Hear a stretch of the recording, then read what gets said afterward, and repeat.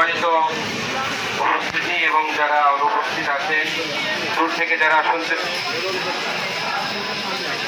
সকলেই আপনারা বুঝতে পেরেছেন যে সন্ধ্যার থেকেই আমাদের মাহে রমজান শুরু হবে। সকলকে আমরা এই দাওয়াত পৌঁছেই দেই, সেটা হলো আগে হুজুরে বলছেন যে আমরা সকলেই এই কাজ থেকে বিরত থাকি, যে মানুষের সামনে প্রকাশ্যে না খাওয়া থেকে আমরা সকলেই বিরত থাকি। এবং এটার দ্বারা কি ফায়দা হবে?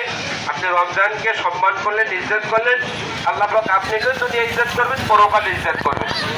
এই জন্য আমরা সকলেই যারা অসুস্থ আছি মেহেরবানি করে আমরা রোজাদারের সামনে কিছু না খাই। খাওয়ার প্রয়োজন হয় তাহলে আমরা আড়ালে খাবো, যাতে করে কেউ বুঝতে না পারে আমি রোজাদার, ভাই আমি বেরোজাদার, এটা যদি বুঝতে না পারে। আসসালামু আলাইকুম ওয়া রাহমাতুল্লাহি ওয়া বারাকাতুহু।